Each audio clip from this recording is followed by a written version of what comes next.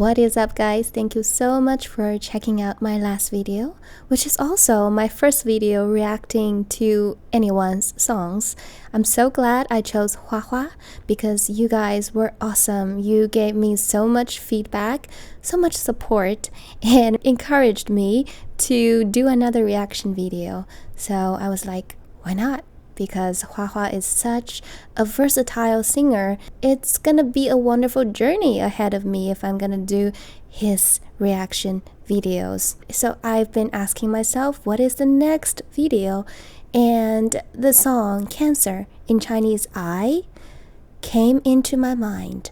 Because as a Chinese, I browse forums, and I think there's a Quora equivalent for Chinese netizens, which is called Zhihu. People who are Hua's haters or who just don't necessarily like Hua sometimes will post this song called Cancer, and they will use that as an example, saying that Hua is pretentious, Hua is absurd, or Hua is possessed by a demon. So I'm really interested in, is that the case? Is he pretentious? Is he possessed by a demon? Is he trying just to get attention from others? I'm really curious to find that out. So disclaimer first, I love his music, but I don't think I'm Hua's fan yet. So I think I'm at a very good place to give my unbiased opinion, my own unbiased opinion. So why not? Let's just dive into his singing. Let's go.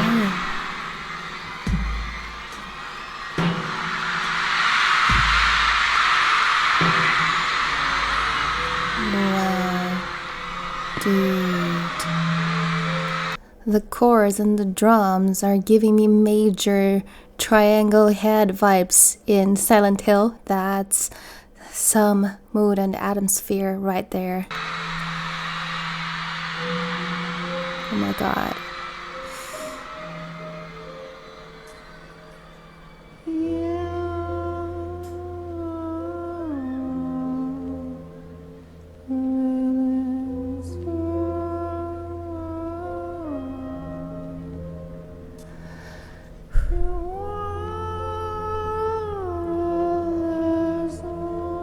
Feels I can't breathe. Oh my god.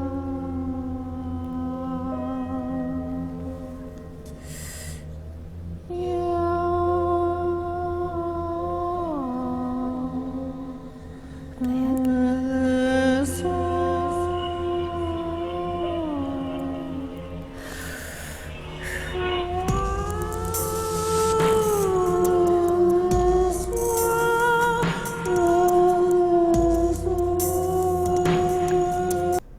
So at first I was getting like kind of feeling something is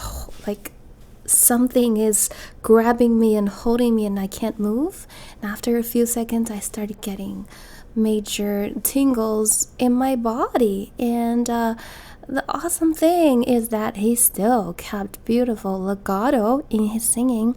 But the vibe is so creepy. It's creepy. It's scary, okay? It's creepy. It's scary. It's not like the last song we talked about. 好想爱这个世界. I want to love this world. That was beautiful. This is creepy.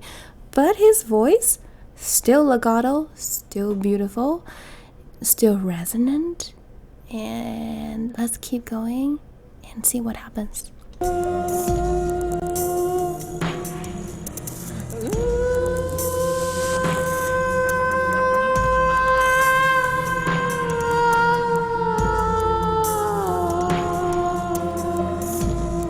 I have to stop here. I'm stopping a lot. He's doing some really great stuff here. I don't know if you guys hear that little crack in the voice gradually bleeding into the previously beautiful heady mix he's using. So previously his tone was pure, and props to him that he was not using any vibrato when he was being legato and pure, and now some cracks are bleeding into it. Let's listen to it.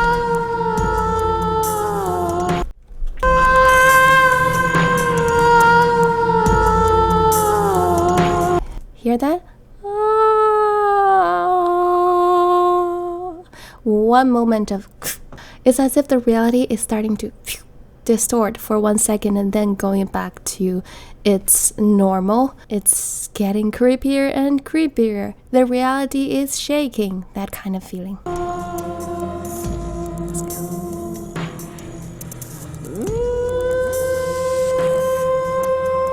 Pure sound. Oh. Distortion. Pure sound. Let's see that one more time. Pure sound.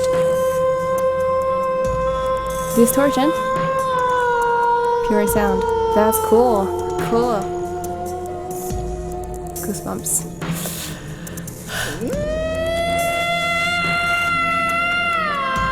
Oh my god.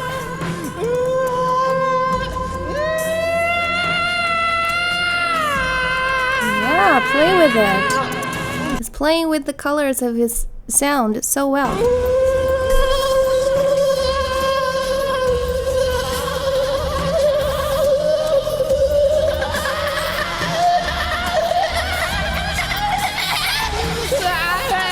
Okay, so that was the point that he stopped being musically and vocally correct and pleasant. Previously, we heard his legato sound, heard his artsy distortion, heard his like a little bit of screamy like sound, but all of them were accepted by the mass as good singing, beautiful singing.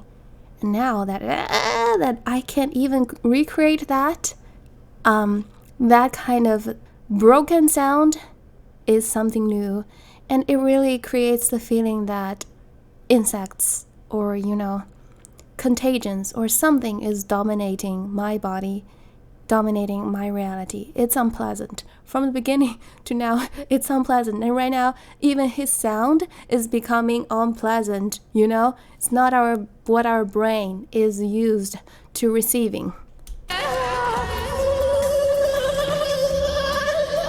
It's scary. I'm uncomfortable, but it feels like I can't leave. Struggles.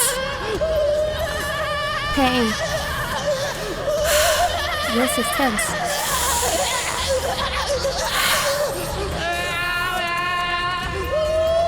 This is so painful.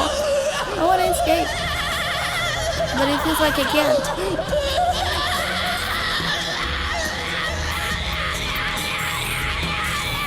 It's painful.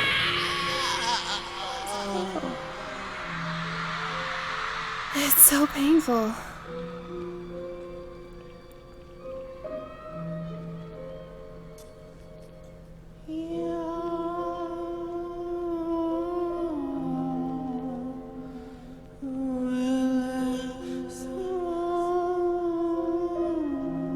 It sounds like devil's lullaby.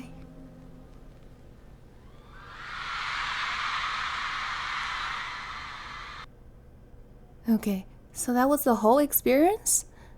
Oh my god, so at first, when I saw this video being 3-minute, 27-second long, I thought this journey is gonna be long. It's gonna be a long torture, but actually, because of how he varies his deliveries, the whole journey is pretty fast. To me, it's like 1 minute. Or maybe I'm getting older, because as you get older, your perception of time changes.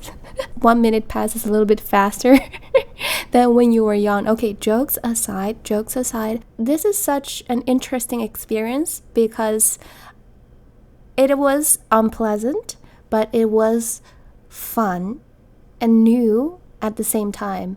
Let me maximize myself so it feels like you're talking to me.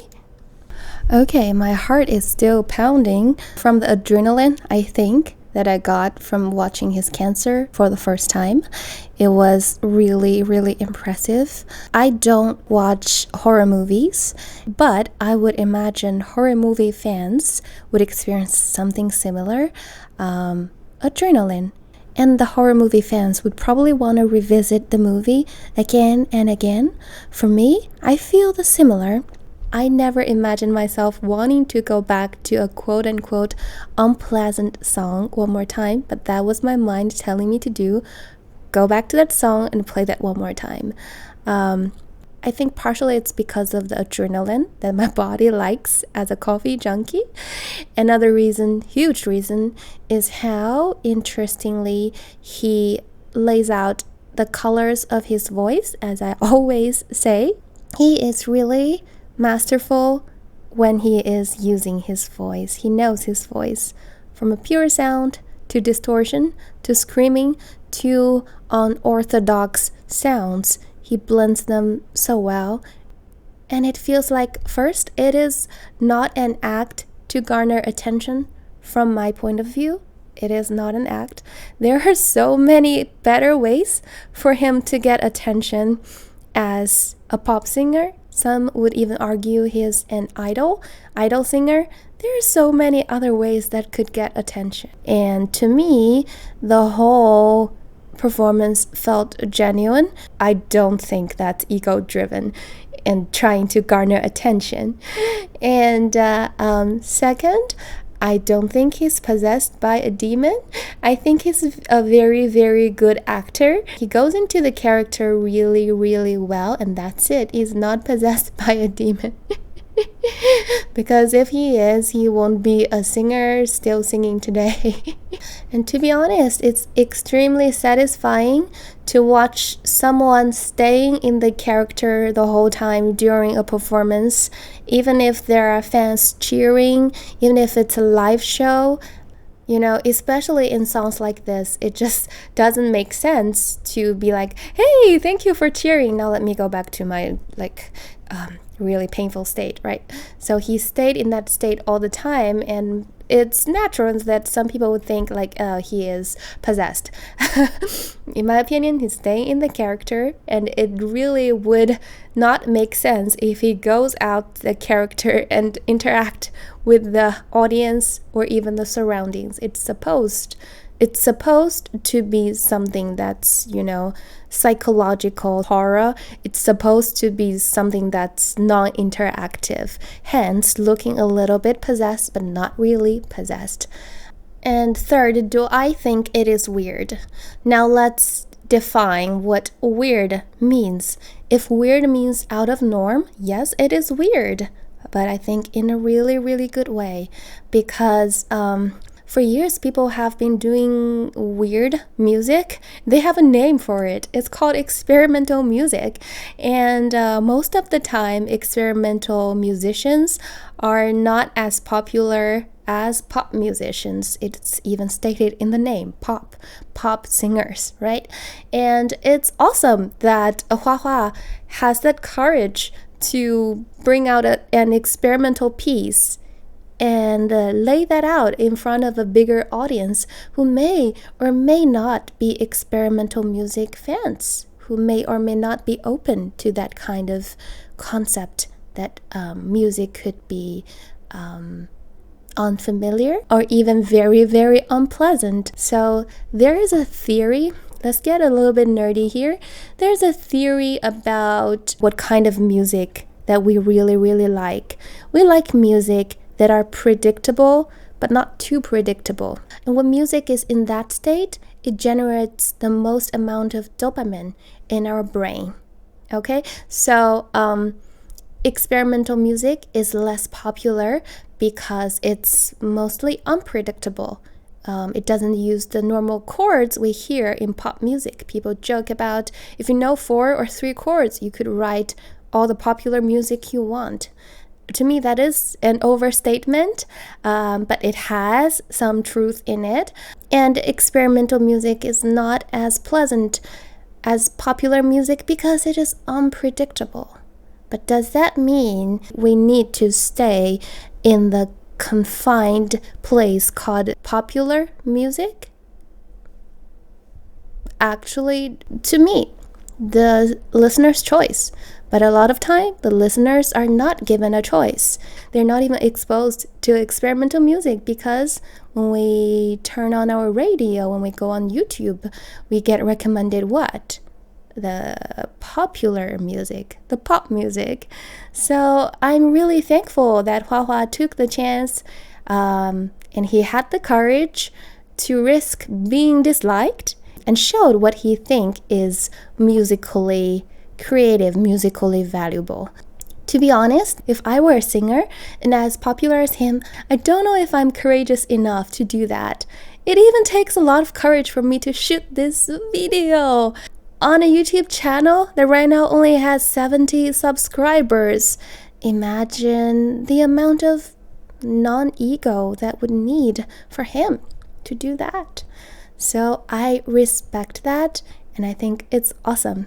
And it reminds me of something that Hua said in the past. He said, "It's okay that my audience doesn't get what my song is trying to express, because I'm okay that everybody get their own interpretations of my own song."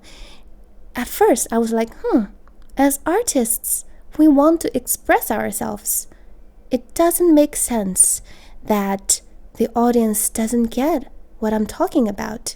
I had that question mark for years, but as I personally grew on my musical journey, I am agreeing with his statement more and more.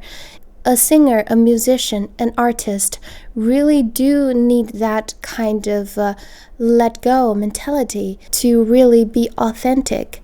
If an artist gets too attached to the reaction of his or her audience, that artist, that musician loses freedom in expression. So, to be authentic, for the authentic him to be heard and seen, he first needs to let go of the attachment that the authentic him will be seen all the time.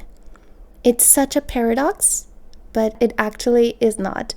As I grow on my musical journey, I think there's much more than the authentic me being heard. It's also about the listener getting something from it. I think it's just like the journey of learning to love. At first, we want to be seen, we want to be accepted. Then as we mature, we're like, it's okay that you don't see all of me or you don't accept all of me because you are a human and we are in two different worlds. It's also very, very important for you to get something from me. I think that is Hua's love for his listeners. It's okay that you don't get the full me. It's also very, very important that you take something from my music. I think that is what Hua is saying. If not, feel free to leave a comment and state your own opinion. But I think that is what he is meaning. And similarly, I think I've heard statements like that from the band Muse. I think they intentionally wrote the lyrics to be a little bit ambiguous at times so that the listeners can interpret the song however they like, so that everybody can get something from the song. And I just think it's a very beautiful concept. Another thing, last but not least, the thing I love about Hua is he really blends things together. Quote-unquote beautiful sounds, quote-unquote not so beautiful, unpleasant sounds. And I think that's such a good artistic endeavor, because a lot of times what limits freedom in singing and expression is the attachment to be beautiful all the time. Of course, it's related to the genre, right? In classical singing, we want the sound to be beautiful most of the time, and we do have standards for that. But even within the classical genre, some people would like maybe Mirella Freni a little bit more and think her sound is beautiful, and think Maria Callas is less desirable because her sound is too metallic and not so beautiful. So you see, beautiful and not beautiful should not be a set on stone standard. People should be allowed to challenge that beauty standard in singing and be allowed to be not so beautiful and still be meaningful and impactful. And a lot of time in my own studio, personal growth in singing comes from letting go of the idea of what beautiful singing is, because a lot of time when we think we need to sound beautiful, we start to manipulate our body, manipulate the breath, the larynx, the face, whatever. It will bring a lot of frustration. The more we encourage a natural growth of the voice, the more our voice flourishes. So in my studio, I really do encourage people to be themselves emotionally, vocally, and start from there. Start from a place of acceptance. And also, not being obsessed with a beauty standard encourages freedom in expression. For example, a singer is relatively good at making various kinds of sounds healthily, but which one does that singer choose? In my opinion, there is no set on stone standard. Some people say nasal is bad, non-nasal is good, belty and strong is good, whisper is bad, legato is good, broken phrase is bad, a balanced onset is good, an unbalanced onset, a glottal onset, a breathy onset is bad. These things, yes, they are written probably in pedagogical books, but whenever you start to examine those statements that are said a lot, you will see that whatever you consider bad, there are singers that flourish with that kind of singing. There are nasal singers. There are whisper singers. What is more important to me always is, does this feel like true expression of yours? Does this feel emotionally honest? To me, being honest, being naked emotionally is what is the most important, and beauty comes the second. It's always like that. Of course, there are different thoughts, ideas, approaches to singing, to teaching singing, and what I've talked about is only mine, but it's honestly from here to you. I hope today's video is entertaining and hopefully useful for you. And if you have any thoughts, ideas, disagreements, agreements, feel free to leave a comment. If you haven't subscribed yet, consider drop a subscribe so that I get more motivated to make new videos on Hua Chen's singing. And before that, please take care, my dear viewers, and I'll see you in my future videos.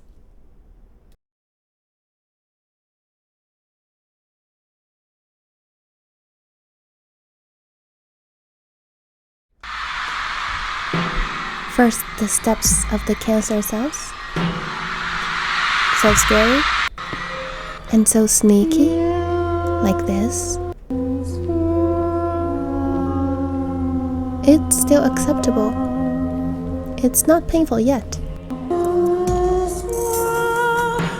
Until the volume starts to increase a little bit.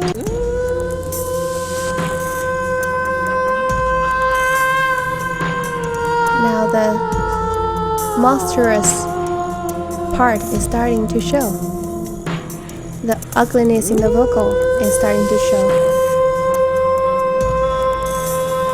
The distortion. Everything is getting crazy. The cancer cells are taking up the body. Painful, really painful. It's like everything is so painful and burning.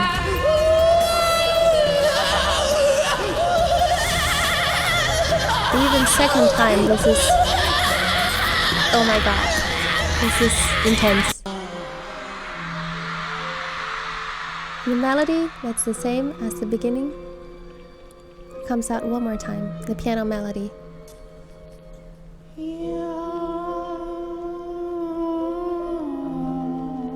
It's as if the cancer is trying to find its next victim. This is so scary.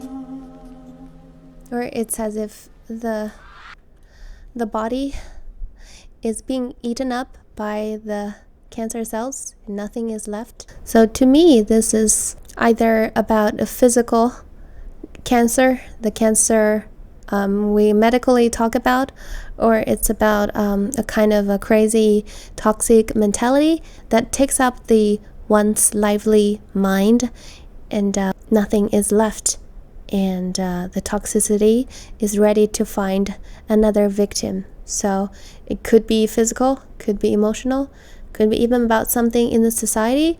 It's really open to discussion, but in my opinion, the storyline is about something really, really bad come into a system, eats up the system, leave, and trying to find another victim. This could be interpreted in so many ways. It could be a wake-up call for us to stop the chain of toxicity, stop being toxic to others and being toxic to oneself, keep our mental space wholesome and build a wholesome society. It could also be raising awareness for cancer patients, because I imagine the pain they are going through is